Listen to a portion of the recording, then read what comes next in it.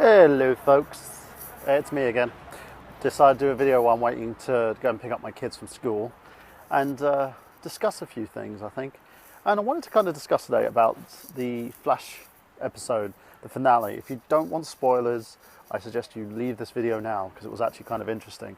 And the reason being why it was interesting, because it paid homage to a kind of previous iteration of the Flash. If you've never seen the John Wesley Shipp version of the Flash, which was done around about the late 80s, 90s. It was actually a pretty good show, and a lot of the elements such as the trickster and stuff like that were kind of pulled from that and put into this kind of iteration of the show.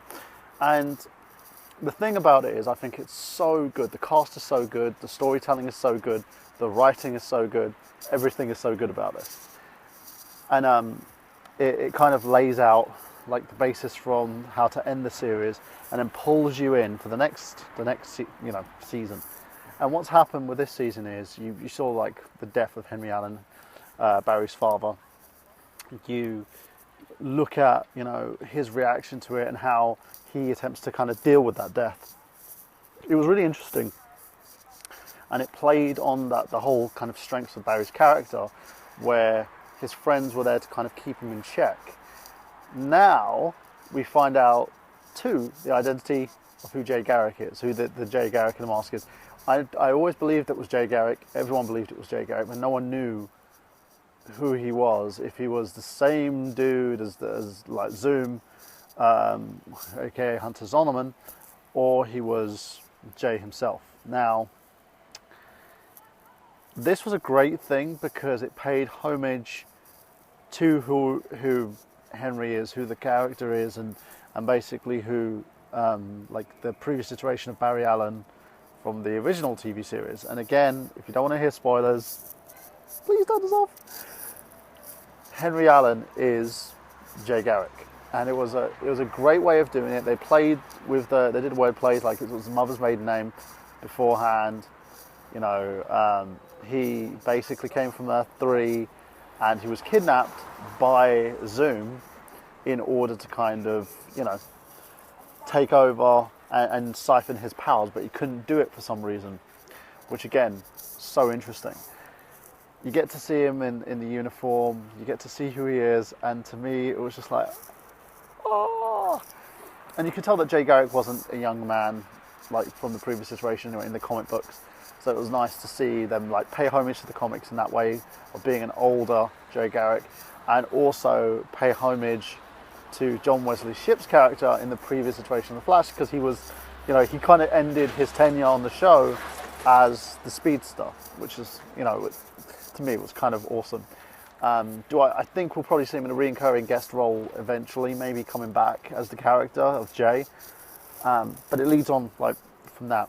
We also get to see Zoom become basically the harbinger of death, in a sense, where once he stops, you have the Wraiths come out of the Speed Force, grab him, and you see his face kind of melt away. That's really interesting because, again, it leaves open Zoom coming back at some point.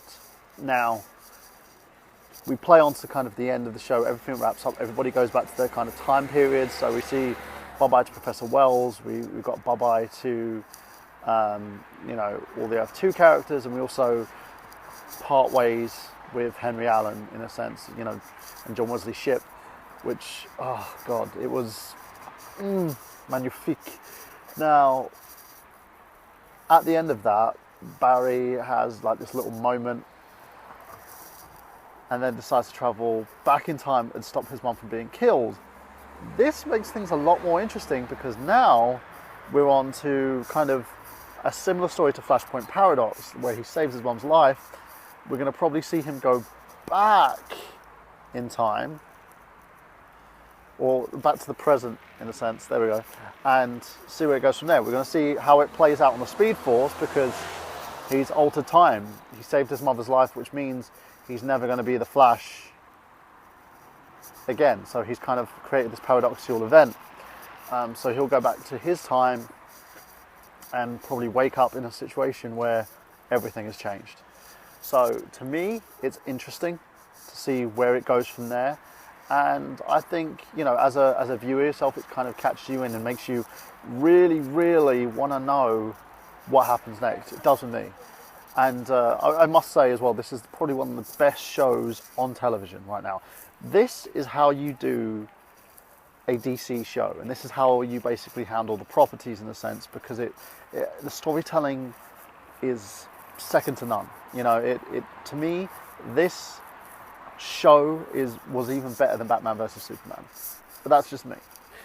Tell me your thoughts. Tell me what you think of it. If you do watch this video, make sure you tread with caution. I don't want you, like, you know, being revealed spoilers and then get pissed off at me and say, hey, you fucking ruined it for me.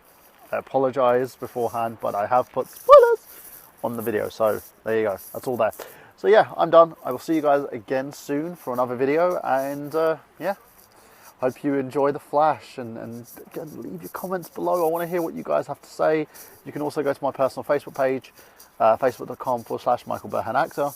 That's all there. I'll leave the links on Twitter and stuff, and you tell me how you feel about the show. And it's amazing. And also to Zack Snyder, I just want to say this: you fucked up. You should have cast this guy as your Flash, because fuck me. Amazing. Anyway.